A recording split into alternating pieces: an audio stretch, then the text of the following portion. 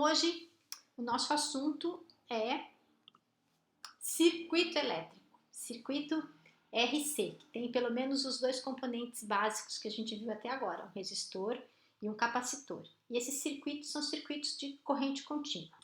Então, para começar a nossa conversa, eu vou fazer uma rápida revisãozinha de algumas coisas que a gente já viu ou coisas que devem estar bem consolidadas aí para a gente avançar. Então, a primeira delas é lembrar que nesses circuitos, muitas vezes, vão aparecer uma série de capacitores ou resistores em série ou em paralelo, e que sempre que isso acontecer, o modo mais simples é olhar para o circuito e substituir esses capacitores por capacitores equivalentes e a partir daí fazer a conta. Então eu já fiz um exemplo em algum lugar de capacitância equivalente. Se acontecer a mesma coisa com resistores, aí tem vários exercícios para vocês treinarem, é a primeira coisa que deve ser feita. Então aqui estão as regras, né? Se a gente tem um capacitor em série, o inverso da capacitância em equivalência é a soma dos inversos das capacitâncias, em paralelo é as somas. E para os resistores a coisa é invertida, né? Então a resistência equivalente de resistores em séries é só somar, e se os resistores estiverem em paralelo, o inverso da resistência equivalente é a soma do inverso das resistências. Muito bem. Então, que tipos de circuitos simples a gente pode ver, né? Isso aqui é um circuito bem simplesinho, né? Uma bateria, uma chave que liga e desliga o circuito e uma lâmpada de tungstênio que a gente já nem enxerga, nem encontra mais por aí, que vai ser acesa ou apagada conforme o interruptor é ligado ou desligado. Mas existem circuitos muito mais sofisticados, né? Então, se a gente pegar uma placa de computador, por exemplo, a gente encontra circuitos que têm essa cara, né? Então, a gente tem os capacitores e os diversos componentes eletrônicos grudados aí nessa placa do circuito elétrico. E ainda temos aqui uma que eu gosto bastante, né? Porque a gente enxerga, lembra os capacitores dos quais eu falei? A gente enxerga claramente que esses caras aqui são capacitores e a gente também tem as resistências aí nesse circuito. Muito bem, então vamos fazer as contas, eu vou fazer uma revisãozinha aqui antes de ir para o circuito RC. Então, para começar, eu vou primeiro pensar num sistema onde só haja capacitores, e depois eu vou para um sistema aqui de uma malha só com resistores, de duas malhas, e depois a gente vai juntar tudo, tá bem? Então, vamos lá. A primeira coisa que eu vou olhar é um circuito constituído só de capacitores. Vou aumentar aqui para minha linda letra ficar mais visível. Então, vamos supor aqui que eu tenha esse sisteminha. Então, eu tenho aqui um capacitor que recebeu uma carga externa, que eu estou chamando de Q0, e ele está desligado de tudo, né? E aí eu ligo essa chave e acoplo esse capacitor a esse outro novo capacitor, então o capacitor C1 de carga Q0 fica acoplado a um capacitor C2. Para a gente ter ideia de valores, eu coloquei números aqui para a gente ir até o fim com esses números. Então vamos supor que o capacitor 1 tenha uma capacitância de 8 microfarads, o capacitor 2, 4 microfarads e que a tensão utilizada para carregar esse capacitor aqui inicialmente foi 120 volts. Muito bem, quando a chave está aberta, eu sei que a carga em Q0 é C1 vezes V0, o valor do C1 é 8, o valor do V0 é 120, portanto a carga que eu consigo acumular é 960 microcoulombs.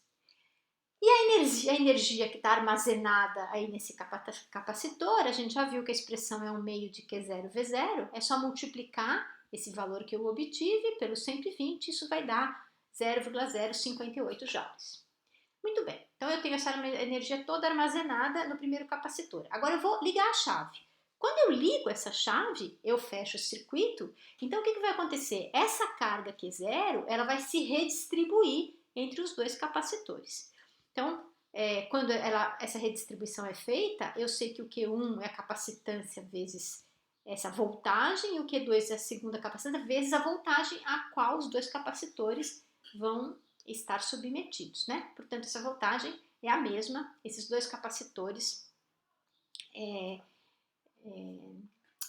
Então, a carga total, que é redistribuída entre esses dois capacitores, vai ser simplesmente o Q1 mais o Q2, eu consigo colocar a voltagem em evidência, C1 mais C2. Portanto, essa voltagem vai ser Q0 sobre a soma das capacitâncias. Bom, os cachorros aí dos vizinhos estão latindo, certo? Coisas da pandemia. Se eu fizer essa continha, isso aqui dá 80 volts. Bom, e qual é? Então eu já sei que a diferença de potencial a qual os dois capacitores estão sujeitos agora é 80 volts, não é mais os 120, né? E qual é a energia final nesse sistema? Bom, na hora que a carga é transferida, com ela também é transferida energia, certo? Então a energia total agora vai ser 1/2 da carga que está no capacitor 1 vezes a sua voltagem, mais 1/2 da carga do capacitor 2 vezes a sua voltagem, né? E se eu somar isso, dá menos do que isso, certo? Então, inicialmente eu tinha uma carga, uma energia de 0,058 joules, e depois que essa carga foi redistribuída, eu passei a ter uma energia de 0,038 joules. Eu não errei nada na conta, isso aqui tudo é muito simples. Cadê essa energia? Bom, essa energia, ela foi dissipada, né? A diferença entre essas duas quantidades é a energia que foi dissipada por efeito Joule. Tá bem? Muito bem, então esse aqui é um sistema simples. Agora vamos olhar para um sistema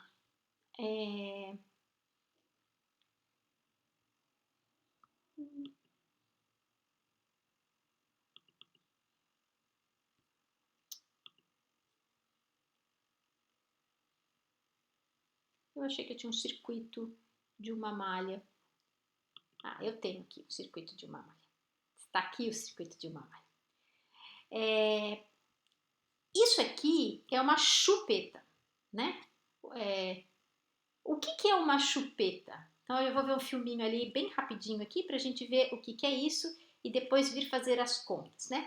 Quando um carro tem um dono muito distraído, às vezes esse dono muito distraído deixa tudo ligado no carro, o rádio ligado, as lanternas ligadas, a porta aberta que também tem uma luzinha e vai embora e pensa, vou voltar e não volta, vai dormir e aí no dia seguinte o carro não liga. Por quê? Porque toda a carga armazenada na bateria do carro foi utilizada para manter essas luzes todas acesas. Então, o que a gente faz numa situação dessas, né? A gente compra uma bateria nova? É uma saída. Mas, normalmente, se a bateria não está assim tão velha, o que se faz é o que se chama de chupeta. Então, antes da gente resolver o circuito elétrico de uma chupeta, eu tenho aqui um filme rápido, e vou acabar fazendo propaganda aí para uma firma, não era essa a minha ideia, mas enfim, o filme é bonzinho e vai falar pra gente sobre como fazer uma chupeta. Você já deve ter ouvido falar em chupeta, né? Pois é, essa é a maneira mais comum de ressuscitar uma bateria. Antes de fazer o procedimento, certifique-se que todos os equipamentos eletrônicos, como os faróis e rádios, estejam desligados. Você vai precisar de um carro em funcionamento e um cabo desse aqui de ligação. Opa! Mas se você não tem um cabo desses aqui no porta-malas do seu carro, tá na hora de comprar. Com os carros desligados, identifiquem onde ficam as baterias. Comece pelo cabo preto, que representa o negativo. Então você conecta no polo negativo da bateria. E o cabo vermelho você conecta no polo positivo da bateria. Você primeiro liga o carro que tem a bateria boa. Espera alguns instantes e tenta ligar o carro que tem a bateria ruim.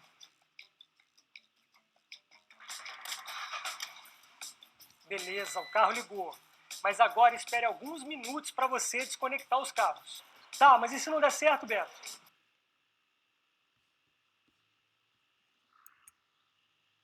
Ok, então paramos por aqui a nossa propaganda aí da firma.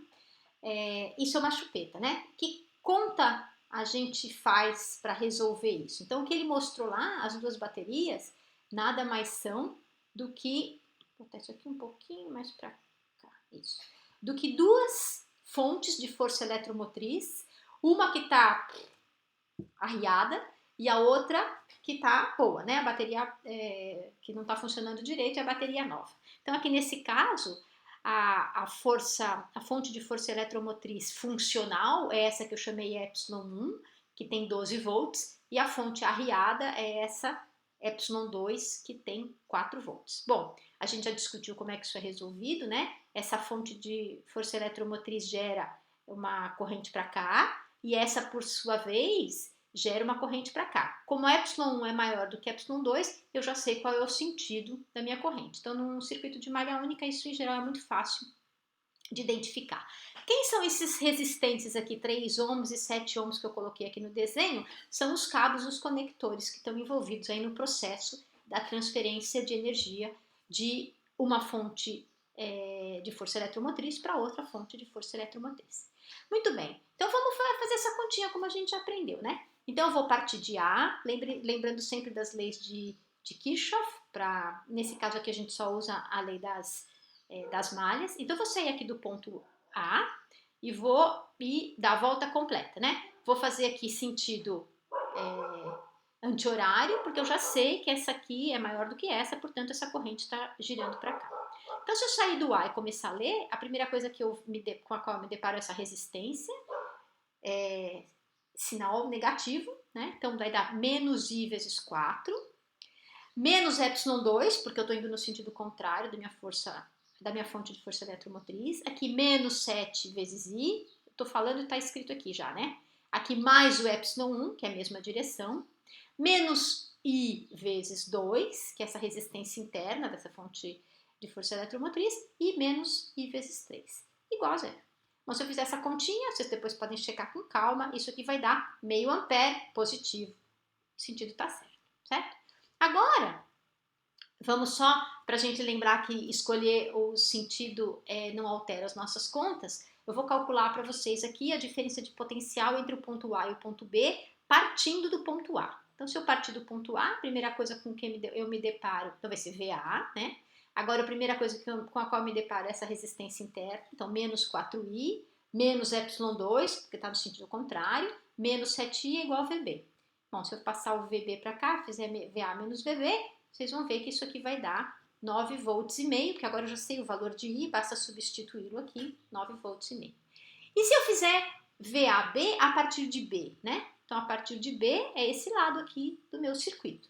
Então, eu tenho aqui o VB mais o ε1 menos 2I menos 3I é igual a VA. De novo, se eu fizer a continha, eu esqueci da vírgula, mas isso aqui é 9,5 volts, certo? Então, isso não depende de como a gente faz a conta, o que já foi dito aqui mais de uma vez.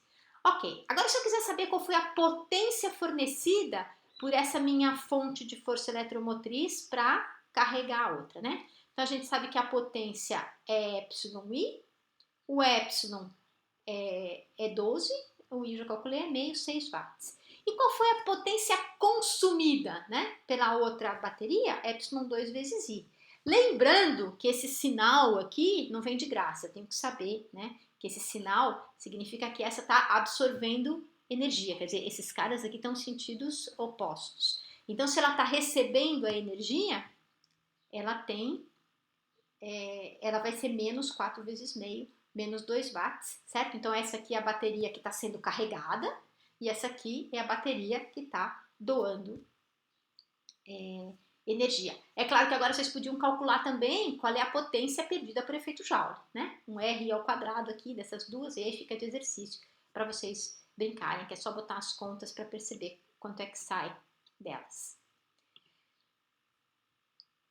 Ótimo. Agora vamos ver um circuito um pouquinho mais complexo, que é o circuito de duas malhas, que a gente aqui também já discutiu no vídeo passado. Então agora a ideia é só reforçar os conhecimentos já adquiridos antes de ir para frente, né?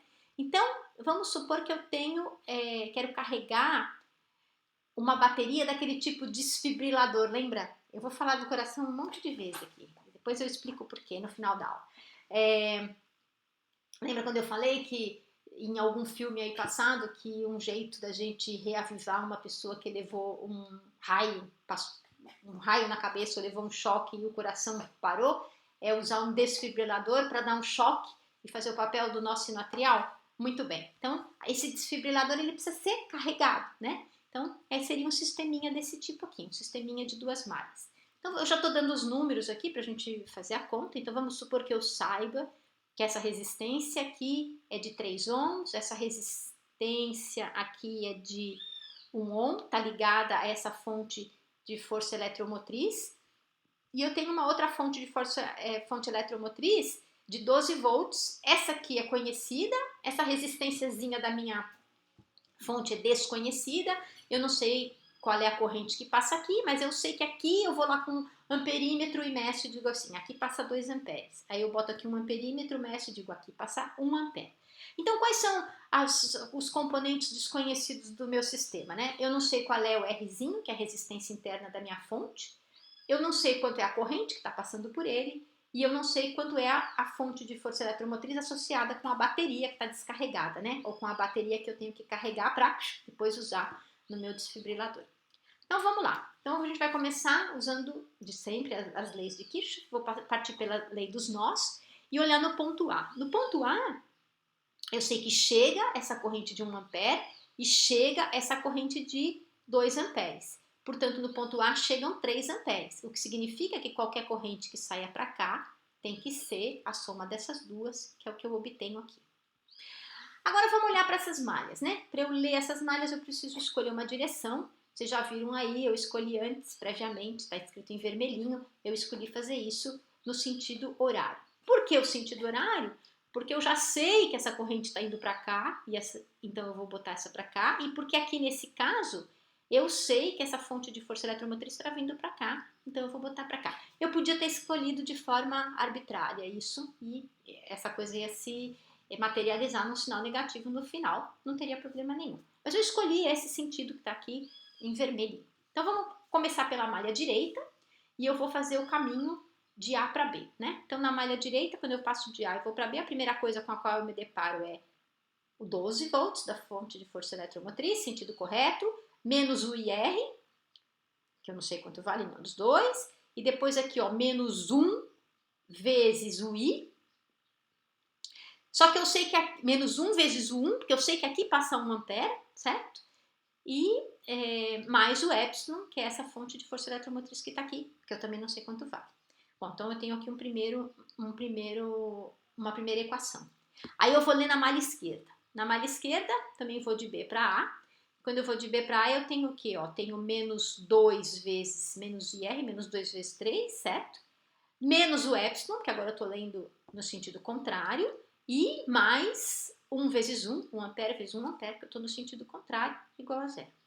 Bom, isso aqui é uma conta que a única incógnita é o epsilon, eu já sei que o epsilon vale menos 5 volts. Portanto, se eu botar o epsilon menos 5 volts aqui, isso aqui vai dar 6 dividido por 3, o R vai dar 2 ohms. Então, já resolvi o R e o epsilon, só falta descobrir qual é a corrente. Ah, não, já descobri, né? A lei dos nós me deu a corrente. Então, o que eu posso fazer? Ó, então, já tenho tudo, achei tudo, mas eu ainda tenho um jeito de testar se eu não errei nada, né? Ainda tem essa malha externa aqui, que eu não usei para nada, mas eu posso checar para ver se a minha conta está certa. Então, vamos olhar lá para a malha externa para fazer a conferência desse resultado. Então, se eu partir do A de novo, isso aqui vai ser 12, menos IR, agora o I eu sei que é 3 e o R é 2, menos 6, e aqui nada, e aqui mais 6, 2 vezes 3, 6, desculpa, menos 6, né?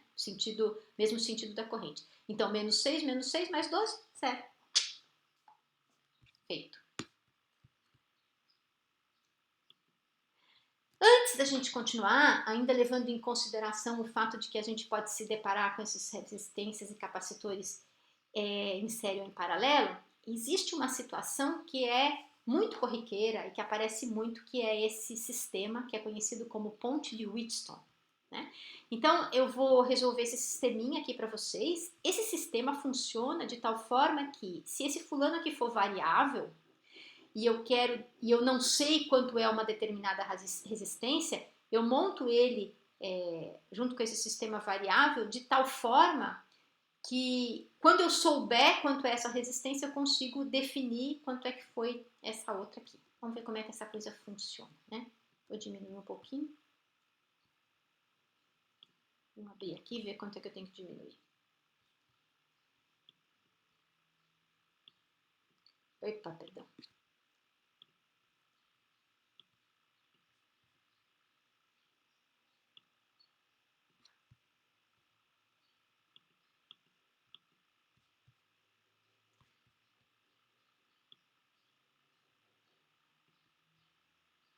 Acho que dá para ver. Posso diminuir um pouquinho.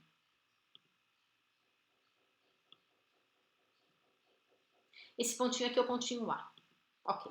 Acho que aqui dá pra gente ver. Muito bem. Então, o que eu estava dizendo é o seguinte, eu posso medir o Rx ajustando essa resistência de tal forma que esses pontos A e B tenham o mesmo potencial. É comum, nesses exercícios, também aparecer uma resistência aqui no meio, certo?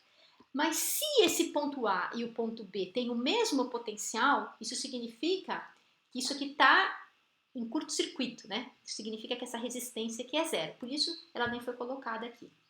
Então, muito bem. Então, agora vamos sair, vou ler o que existe entre X e A, né? O A é esse ponto. Deixa eu baixar um pouquinho aqui para a gente chegar. Depois, na hora que eu for analisar lá embaixo, eu mudo.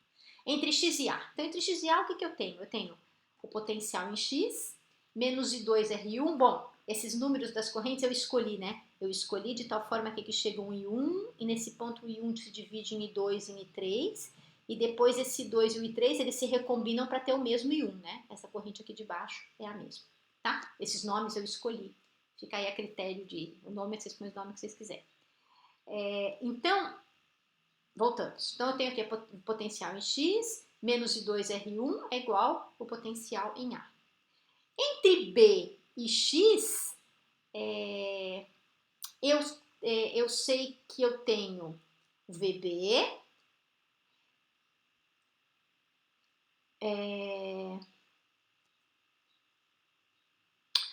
mais o I3 vezes o RS, isso aqui é igual ao VX. Mas eu sei que o VA é igual ao VB. Se o VA é igual ao VB, isso significa que o VX menos I2R1 tem que ser igual ao VX menos I3. Aqui eu escrevi R3, mas eu escrevi errado, tá? É RS. Aqui tá certo. Portanto, esse VX cancela e me sobrou essa equação. Bom, a mesma coisa eu posso fazer para esse outro ramo aqui, né? Eu posso olhar então agora entre A e Y e entre B e Y e reescrever a mesma coisa. Então vamos olhar aqui, né? Entre A e Y eu tenho potencial em A, menos V2R2 é igual a VY. E daqui para cá eu sei que o VY mais o I3RX é igual a VB, certo? Então, de novo, eu sei que o VA é igual ao VB. E, de novo, eu fico, então, que o I2R2 é o I3RX. Agora, eu tenho duas equações aqui. Se eu dividir uma pela outra, eu cancelo o I2 e cancelo o I3. E eu fico com uma razão entre essas quatro resistências que estão aqui na minha ponte. Que me dá que o R1 sobre o R2 é o RS sobre o RX. Portanto, eu posso escrever que o RX, que é quem eu quero descobrir, vale, e aqui de novo, mil perdões, eu escrevi errado, RS, R2 sobre R1, certo? Isso aqui é um RS.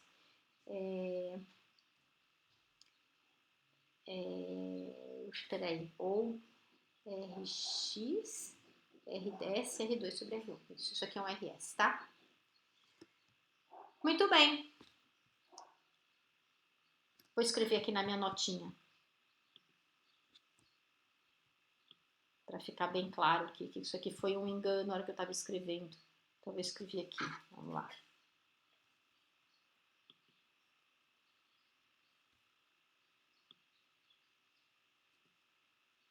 Vou ver aqui.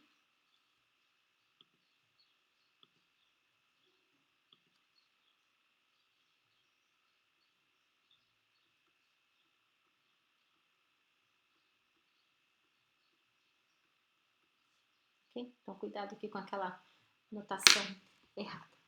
Mas eu também posso ter pontes desse tipo feitas para capacitores, que é o que eu tentei desenhar aqui, né? Só que às vezes elas não aparecem assim. Eu estou escrevendo assim só para a gente ver que é. Deixa eu botar aqui essa perto dessa, né? E já vou mostrar qual é o desenho, como é que eles costumam aparecer. A gente vê que é a mesma coisa.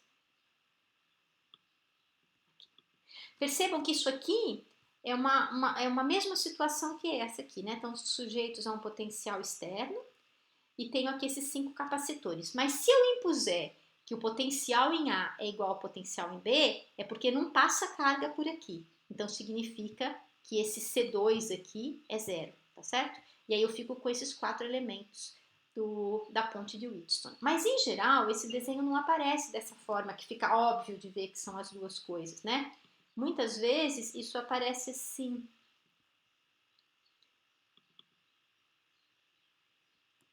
Diminuir.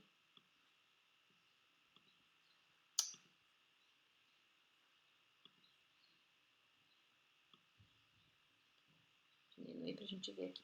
Então, muitas vezes, isso aqui aparece dessa forma, né? Então, convençam-se que isso é igual a isso.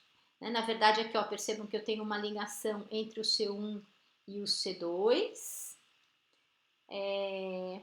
Esse C2 está no meio dessa coisa toda aqui. E eu tenho essa aqui que vai aqui, o C5, ele vai daqui, ó, desse ponto a esse ponto. O X e o Y são esses 2 pontos externos. E, na verdade, o C1 e o C4 estão aqui, né? C1 e o C4. Então, é como se eu tivesse feito assim, né? Então, convençam-se de que isso aqui é exatamente a mesma coisa. Muito bem, se esse C2, se eu tenho então a ponte de Wheatstone, que significa que esse potencial A e o B são iguais, então eu sei que esse C1 vezes o C3 tem que ser igual ao C4 vezes o C5. E também outra coisa que a gente enxerga aqui é que o C1 e o C4 estão em série. Desculpa, o C3 e o C4 estão em série e o C1 e o C5 também estão em série. Tá bem? Muito bem, então algumas vezes nos circuitos, ao invés de aparecerem um capacitor representando uma determinada situação, aparece uma coisa dessas, né? Então o que a gente tem que fazer é encontrar os capacitores ou as resistências equivalentes. E agora, feito. Tcharam! A cereja do bolo. A cereja do bolo é o circuito RS, né? Olha aqui que bonitinho, uma cereja do bolo para a gente comemorar. Então, a gente chegou num ponto do curso onde a gente viu vários conceitos, né? A gente ficou brincando com eles de forma acadêmica, mas o que a gente quer agora é botar esses conceitos para funcionarem num circuito de verdade. E um circuito de verdade é um circuito RC que cai numa equação diferencial simples para ser resolvida. Então, vamos lá para o nosso circuito do bolo. Então, um exemplo disso é o marca-passo. Lá vou eu com o coração de novo, né? Então, vamos lá ver aqui o marca-passo. Antes de eu abrir ali a minha... Então, lembram lá do coração, do qual eu falei para vocês que tinha o nó sino atrial, que dava esse disparo elétrico, gerava essa corrente elétrica e fazia o coração reagir mecanicamente? Muito bem. Muitas vezes isso não funciona direito, né? Às vezes as pessoas vão ficando mais velhas e começam a ter um problema no nó sino atrial, ou ele começa a ter disritmia, né? Então o coração às vezes bate rápido demais, às vezes bate lento demais, que é o que se chama de bradicardia. E aí o que se faz é o implante de um marca-passo externo que controla esse ritmo de coração, certo? E o marca-passo é um circuito RC, como a gente vai ver agora. Então, vamos ver aqui, começar a resolução desse circuito. Então,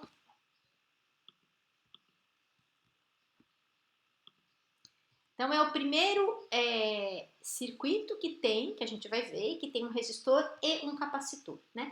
E a primeira coisa que muda nesse circuito é que até agora, tudo que a gente viu, a gente tinha uma corrente constante ou uma carga constante, né? Mesmo depois que carregava ou descarregava o capacitor, imediatamente a gente atingia uma situação em que a carga não variava mais com o tempo. Então, o que a gente estava achando, né, resolvendo, eram cargas definidas. Mas agora a gente pode ter uma situação em que a carga é transferida de um local para o outro do sistema. Portanto, tanto a carga quanto a carga corrente podem variar com o tempo. Então, a gente está começando a trabalhar com correntes variáveis. Então, vamos ver, vamos analisar esse circuito, né? Então, eu tenho aqui uma fonte de força eletromotriz, eu tenho aqui uma chavezinha, que eu chamei de S, tenho aqui uma resistência e tenho aqui um capacitor. Tudo desligado. Quando eu ligo essa chave, esse sistema fecha, né?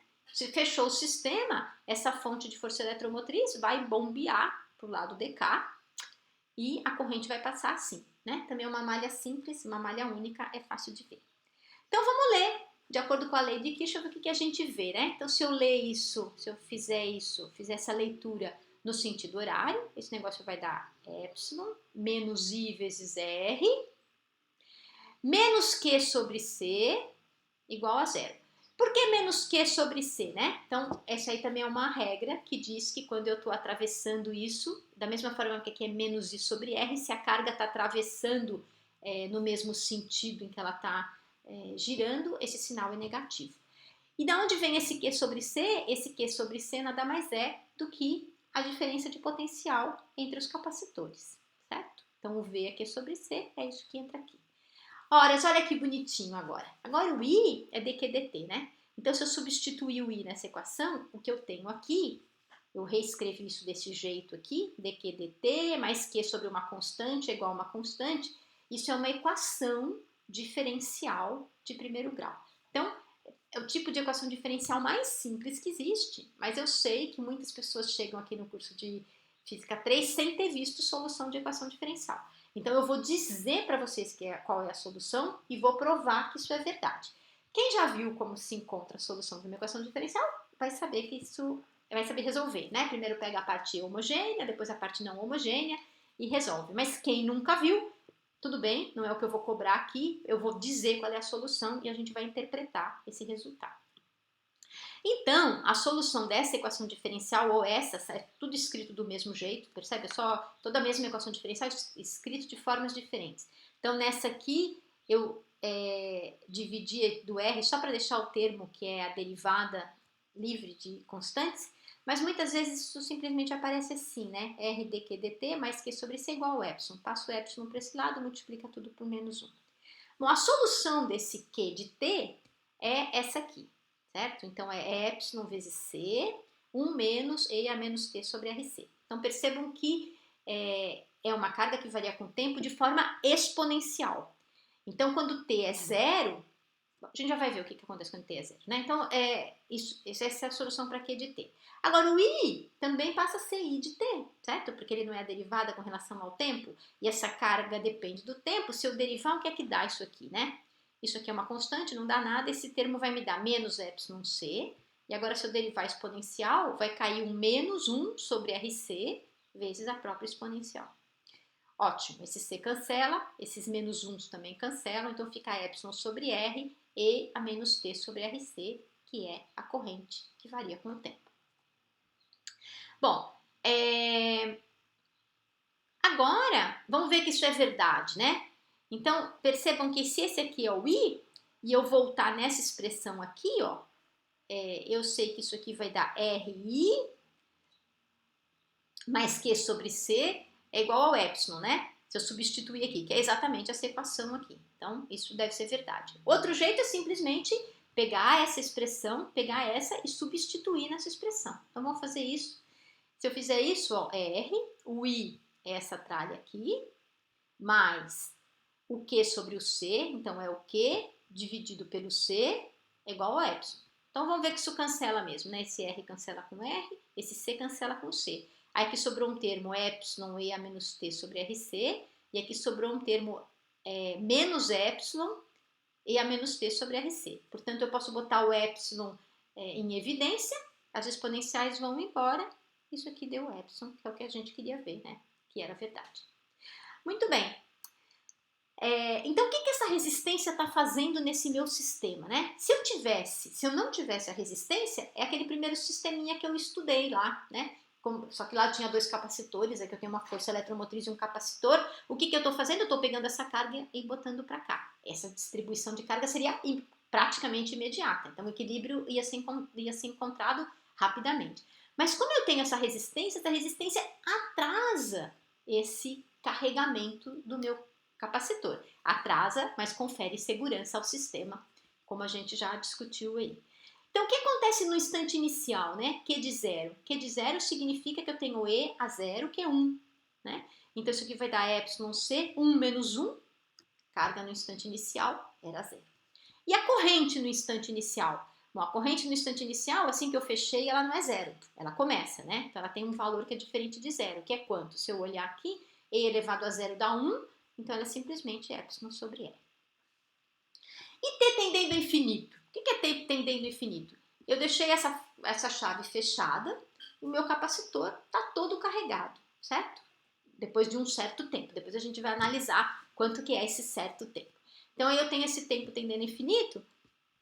O Q do infinito, vamos voltar aqui na expressão, ele vai ser o quê, né? E elevado a menos infinito cai para zero, né? Então isso aqui é simplesmente epsilon c. E o I de infinito, E a menos infinito é zero, então a corrente é zero. Então, no instante inicial eu tenho corrente e não tenho carga. No instante final, como eu já carreguei completamente o meu capacitor, não tem mais corrente nenhuma passando no meu circuito, né? Então a corrente vai ser transferida só enquanto eu estou carregando o capacitor. Ok. Agora a gente vai estudar o que acontece quando eu descarrego o capacitor, né? O que vai acontecer se eu abrir a chave novamente? Se eu abrir a chave novamente, o capacitor está cheio de carga, mas essa carga vai escoar. Então, vamos ver aqui. Vou botar isso aqui, ainda vou precisar disso aí. Então, vamos lá. Vou desligar a chave. Vou aumentar isso aqui para a gente enxergar.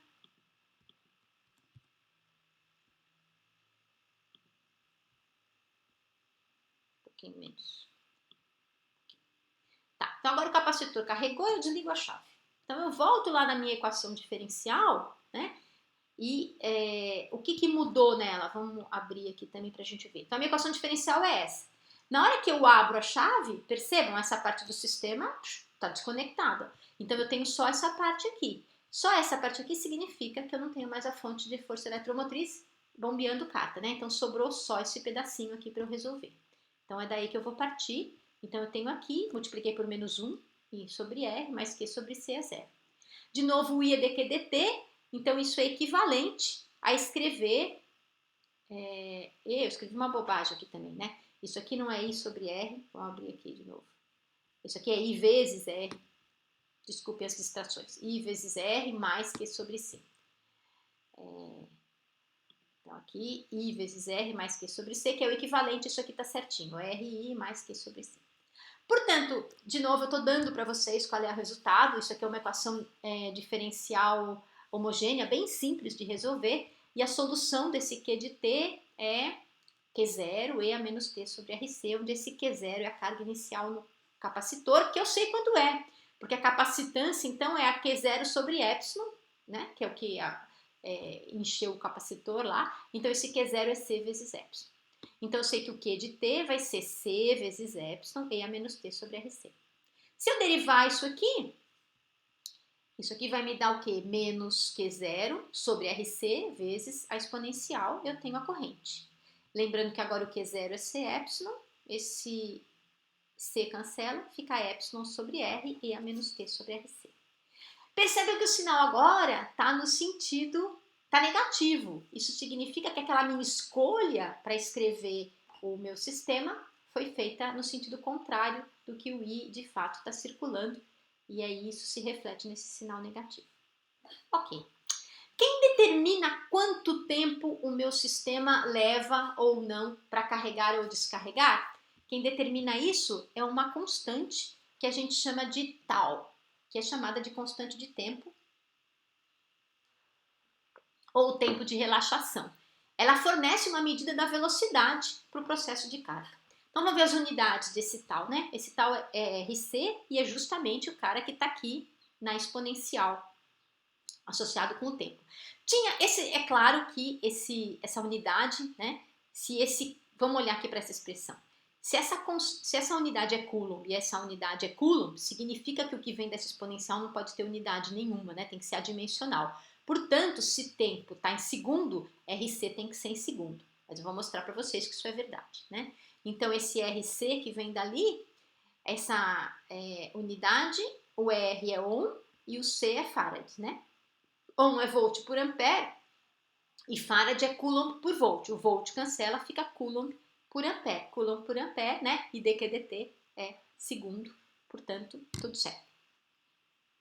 A última coisa, antes de eu mostrar os gráficos para vocês, é a gente discutir energias envolvidas nesse processo, né? Então, se eu pegar aquela minha expressão, de novo vou abrir aqui, essa minha expressão, passar esses dois caras para o lado de lá, o que eu tenho, já posso fechar, é isso aqui. Se eu multiplicar essa equação por i, o que é que eu tenho? Eu tenho epsilon i, r ao quadrado, mais i, que é sobre c. Portanto, olha que coisa incrível, significa que a potência que eu estou gerando na minha força eletromotriz, ela vai, uma parte dela vai ser dissipada no resistor, tá aqui o efeito Joule, R ao quadrado, e a outra parte vai ser armazenada no capacitor. Eu não vou fazer as contas aqui, porque isso vai ficar para os exercícios, mas o incrível é que é meio a meio. 50% dela vai ser dissipada no resistor e 50% dela vai ser armazenada no capacitor. E o mais surpreendente e mais legal dessa coisa toda é que nem esse termo, é que esse termo aqui não depende do C, do R ou do epsilon. Né? Desculpa, vou falar, não é o termo em si analítico, é o resultado, né? Então, quando a gente bota, que eu faço a conta, eu percebo que é 50%, 50%, isso não depende das constantes C, R e epsilon que foram utilizadas para eu montar o meu circuito.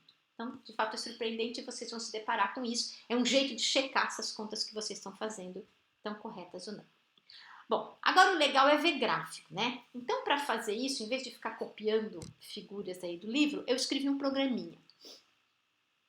Bom, esse meu programinha que eu vou abrir aqui para vocês está escrito em Fortran, que é a linguagem da minha geração. Mas ele é simples o suficiente para vocês poderem fazer no Python, também é bem fácil de fazer, ou quem quiser fazer em C, C++, que já tiver algum domínio aí de programação, pode fazer como quiser.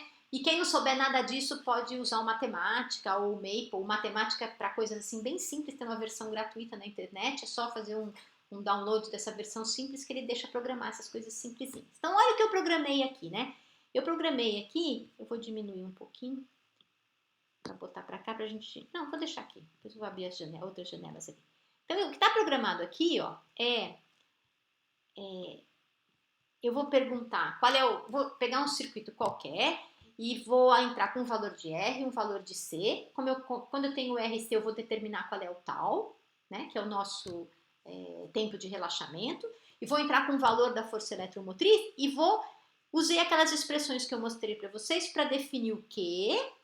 Para definir o I, eu não posso chamar de I, porque no Fortran tem aí uma idiosincrasia, que o I é um número inteiro, então eu chamei de RI, que é a corrente, e eu tenho aqui o potencial, que é o Q sobre C. Quando está carregando, e depois eu fiz a mesma coisa, que são as expressões quando ele está descarregando. Vejam que carregando e descarregando, a diferença na corrente é um sinal. Né? Por outro lado,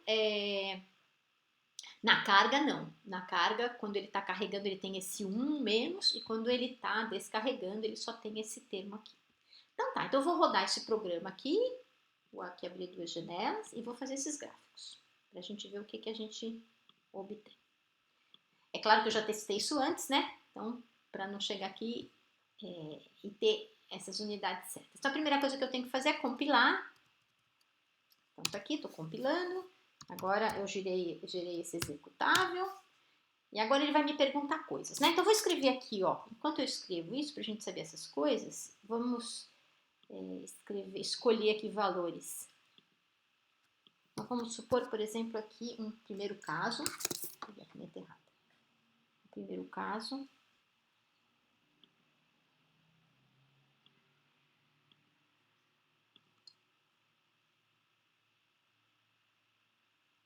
Caso 1. Então, nesse caso 1, vamos escolher, por exemplo, aqui, ó, uma resistência de 2000 ohms, uma capacitância de 10 a menos 6 farad e uma força eletromotriz de 10 volts. E aqui eu vou botar tal igual, que é isso vezes isso, né? O programa vai lá calcular pra gente, a gente já sabe quanto é que isso dá. Isso aqui é 2 vezes 10 ao cubo, vezes 10 a menos 6, isso aqui vai dar 2 vezes 10 a menos 3 segundos. Agora eu vou pegar um outro caso, pra gente ver as diferenças ali na hora que eu rodar o programa. Vou chamar de caso 2. No caso 2, eu vou botar essa resistência como sendo 100 ohms, a capacitância como sendo 5 vezes 10 a menos 3 farad, e a força eletromotriz como sendo 110 volts. Vocês podem escolher esses valores e fazer um programinha desses para ver o que acontece, né? Quando eu fizer essa conta aqui, o tal, que é o RC, vai dar 10 ao quadrado, vezes 5 vezes 10 a sexta, isso aqui vai dar 5 vezes 10 a menos 4 segundos. Tá? Então aqui temos as quantidades que a gente vai usar para fazer esses gráficos. Então vamos lá, começar por eles. Então vou pegar aqui o caso 1, e aí ele me pergunta lá, qual é o R? Então o R do caso 1 é 2000. Qual é o C? É 10 a menos 6, né? Que eu tinha escolhido? D a menos 6. Então tá lá o tal, que é 2 vezes 10 a menos 3, que é o que a gente já... Era óbvio, conta trivial, e a força eletromotriz, 10 volts. Bom, esse meu programa, ele gera duas saídas. Ele gera um arquivo que chama forte.50, que está aqui, forte50, e gera um outro que se chama forte51, que está aqui. Um é quando ele está carregando e outro que ele está descarregando. Eu já tinha feito um teste aqui, mas vou escrever de novo, vou sobrescrever esse forte50, vou dizer assim, ó. Copio o forte50, caso 1, 50, e o 51, caso 1, 51. Então, vamos fazer o gráfico disso. Então, vou aqui usar o QGIS no plot. E vamos lá. Plot. Forte.50. Vou botar aqui o slide. Quando eu faço isso, o que ele está plotando? Ó, ele está plotando aqui é o tempo e aqui é a carga. Então, eu não estou pondo aqui as unidades, né? Mas isso aqui é Q de T por tempo. Então, olha o que vocês conseguem ver, olha o que dá para perceber, né? Que quando chega num determinado valor, ele saturou, ele para de aumentar, né? Que é o que a gente sabe que deve acontecer. Por quê? Porque essa carga vai carregar o tanto de carga que o capacitor consegue suportar. A hora que ele não suporta mais carga, ela para de carregar. Carregou. Se eu fizer agora o 50 com 3, eu estou plotando o tempo e a corrente, né? Então, vou plotar aqui 1 com 3 e a gente vê a coisa inversa, né? Tinha uma certa corrente e ela cai para zero. Quando que ela cai para zero? Quando o sistema está completamente carregado, para de passar corrente. E eu ainda posso plotar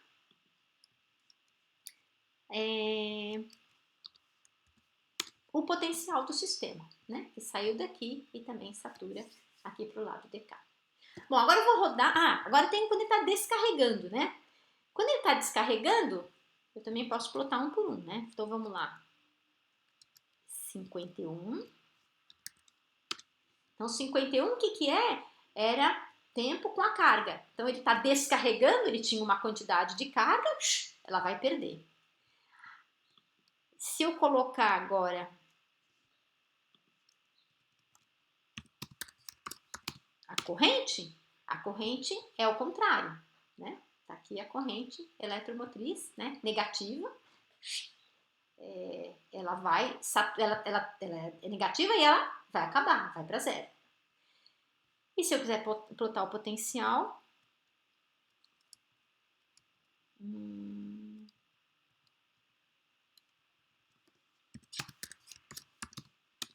aqui o potencial.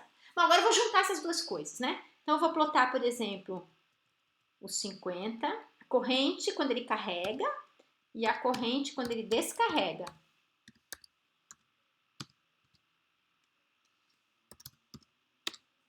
Olha lá que simpático.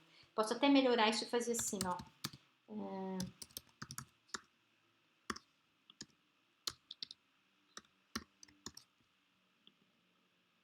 0,02. Isso aqui tem microsegundos, né? Não, milissegundos. Milissegundos. Aqui, ó que simpático, né? A gente vê isso aqui melhorzinho. Então, na hora que dependendo do tal que eu tenho, esse sistema satura mais ou mais rápido ou menos rápido. Então, aqui é a carga quando ele está carregando e a carga quando ele está descarregando. Eu posso fazer a mesma coisa para as correntes. A corrente quando ele está carregando e a corrente quando ele está... Errei, é 3. Quando ele está descarregando. Ó que simpático, nos dois casos, essa corrente vai para 0, chega num momento onde não passa mais corrente. Seja na hora de carregar, seja na hora de descarregar, né? A hora que ele descarregou tudo, acabou tudo, não tem mais corrente para caminhar. Tá bom. Agora eu ainda posso fazer um outro caso para a gente comparar, né, com outras quantidades que é aquele caso 2, né? Então vamos lá. No caso 2 eu vou rodar de novo o programa. E aí o valor de R que eu tinha colocado, deixa eu olhar rapidamente, que eu já não me lembro. 100, 5 vezes 10 é menos 6, 110. Então vamos lá. Então R vai ser 100 ohms. C vai ser 5 vezes 10 é menos 6. Ele calculou o tal lá que eu já tinha calculado, né? 5 vezes 10 é menos 4, que é trivial. E uma força eletromotriz de 110 volts. Pronto, fez. E agora eu vou também copiar esse cara aqui, eu vou chamar de caso 2. E esse fulano aqui, eu vou chamar de caso 2. Então, o que eu posso plotar agora é assim, ó. Eu não vou refazer tudo isso para o caso 2, mas eu vou ver as diferenças entre o caso 1 e o caso 2, né? Então, eu vou chamar assim, caso 1.50 e caso 2.50, que são... deixa eu botar aqui o slide, para a gente guiar os olhos.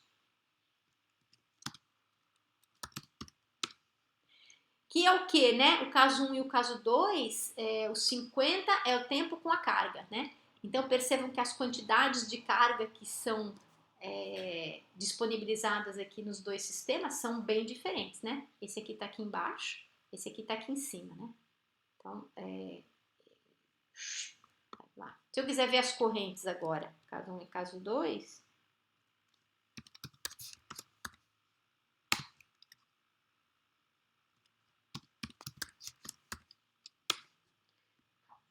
deixa eu botar aqui.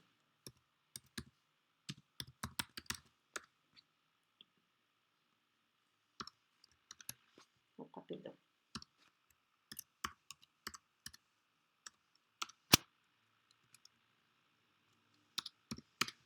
Eita!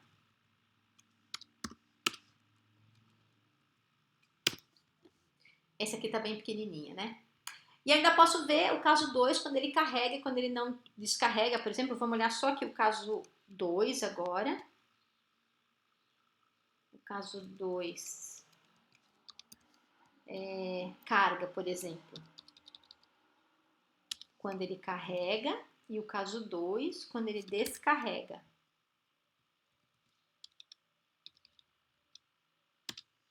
E agora eu vou botar aqui... nem preciso do... Posso até botar aqui. Não, deixa assim. Tá vendo? Então, de novo, percebam que os valores que eu obtenho, essas coisas dependem dessas quantidades, mas o comportamento é aquele que a gente viu. Então, fica aí a sugestão para vocês escreverem um programinha desses, né? Aprenderem a brincar com equações diferenciais. Se vocês estiverem no matemática, vocês podem até dar a equação diferencial, que o matemática vai gerar a solução para vocês. Muito bem. Para finalizar, eu queria ainda falar de duas coisas, né? Vamos voltar lá para o coração. Isso aqui é o sinal que a gente vê quando a gente faz um eletrocardiograma, né? Isso aqui é chamado de QRS. Esse ponto aqui é Q, esse aqui é R, esse aqui é S. E se tiver tudo bem com a gente, esse QRS tem um padrão bem definido. Por que eu estou botando esse sinal aqui, né? Porque a gente vai ver aqui ao longo do curso, quando tiver lá a segunda cereja do bolo, a segunda cereja do bolo vai ser quando a gente formalizar as equações de Maxwell.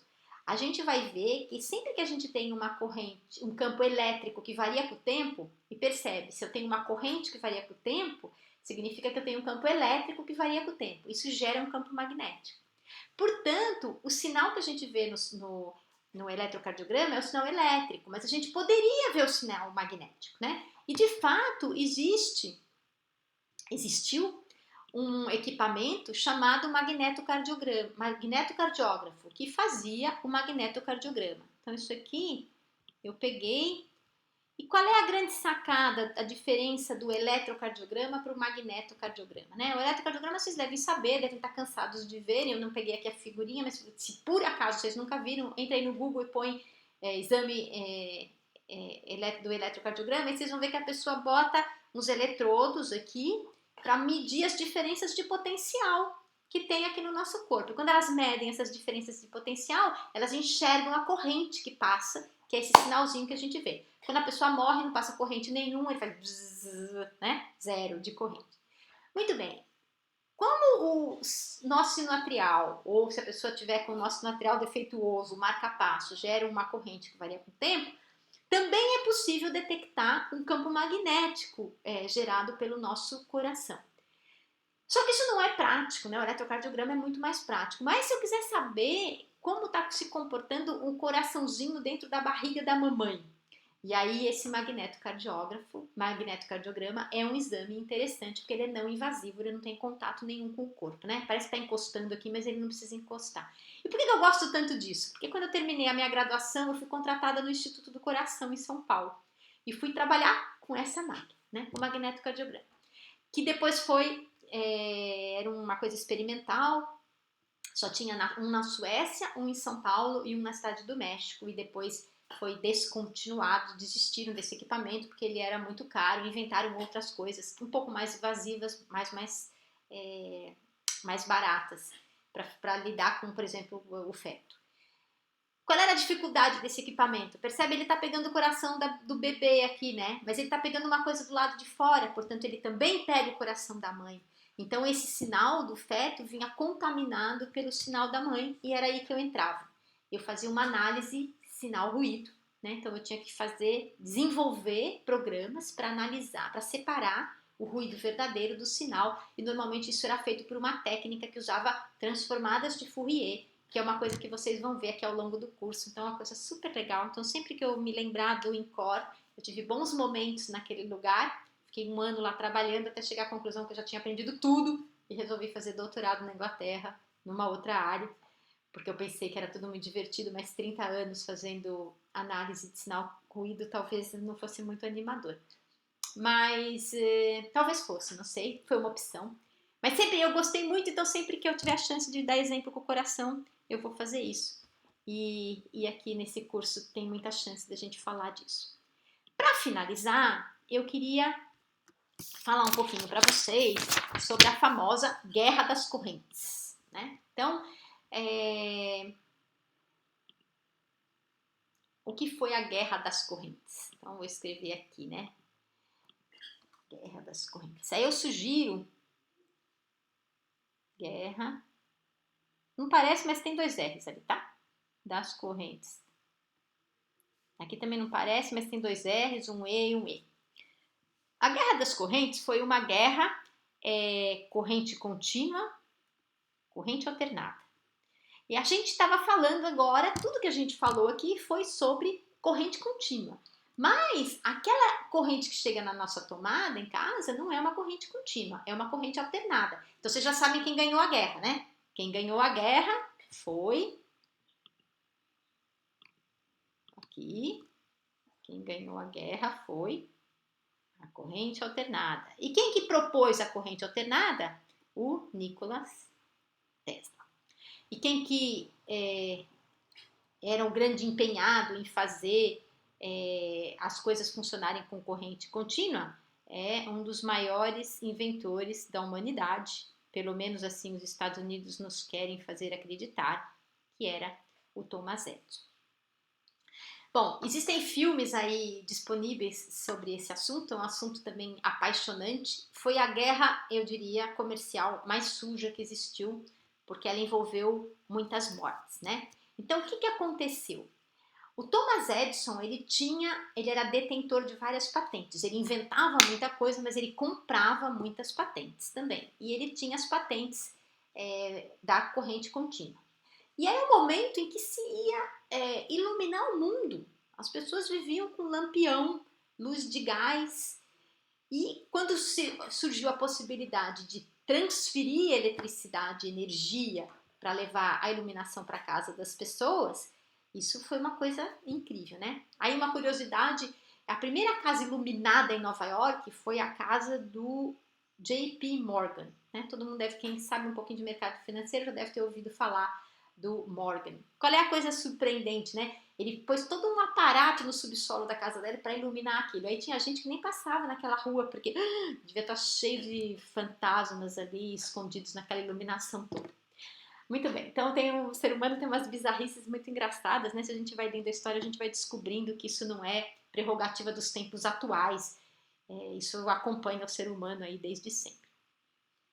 Ok, qual é o problema da corrente contínua, né? Vou tentar continuar escrevendo aqui na minha maquininha, na minha mesinha. O problema da corrente contínua é o que a gente acabou de ver, né? Ela dissipa muita energia por efeito Joule. Então, se eu quiser transferir, passar a corrente de um lugar por outro num condutor, eu vou perder uma grande parte da energia no meio do caminho. Então, esse era um problema bem sério. Qual era o problema da corrente alternada? A corrente alternada, vocês sabem disso, elas são transmitidas em cabos de alta tensão, né? Eu já falei aqui desses cabos de alta tensão, quando eu falei ali da gaiola de Faraday. Se você está dentro de um carro, caiu um cabo, ele tem uma tensão altíssima, né? Então, de fato, a pessoa corre perigo de morte se sair para fora do carro. Então, qual foi a história da Guerra das Correntes? Foi uma guerra comercial, né? Quem apoiava o Tesla era um cara chamado de Westinghouse. Também é um nome que vocês já devem ter ouvido falar. Westinghouse.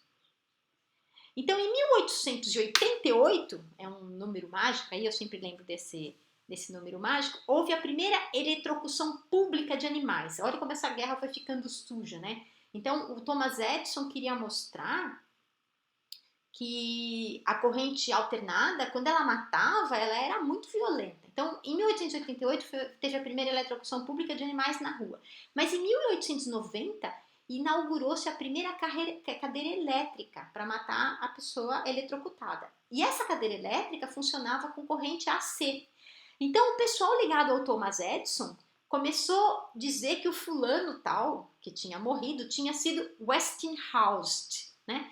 Para tentar associar a corrente alternada com a morte, né? Então as pessoas começaram a ter muito medo. Então, de novo, não é prerrogativa dos tempos atuais fazer usar a pseudociência, né? Ou manipular a ciência para passar um recado que não é correto, né? Isso aí foi utilizado muito na Guerra das Correntes. Mas em 1891, o Tesla, inspirado nas ideias da gaiola de Faraday, também resolveu fazer um show público para mostrar que a Guerra das Correntes era muito segura. A outra coisa que o Tesla desenvolveu, por causa da corrente alternada, foi o ovo de Tesla. Então, quando a gente fala em ovo, né, ovos geniais, não teve só o ovo de Colombo, né, que ele conseguiu colocar em pé, mas teve também o ovo de Tesla. Eu vou mostrar aqui para vocês como é que isso funciona. Ele pôs um ovo e ele conseguiu mostrar que pelo fato da corrente ser alternada, o ovo numa certa cavidade, ele girava, ele adquiria movimento de rotação, né? Porque a corrente girava um pedaço, depois ela vira e gira outro pedaço, e assim isso foi um precursor dos motores elétricos. Então, para finalizar, eu vou mostrar um pedacinho só aqui de um vídeo que eu acho um vídeo super interessante. Essa aula encerrou uma parte do curso e agora nosso próximo vídeo vai ser sobre campos magnéticos.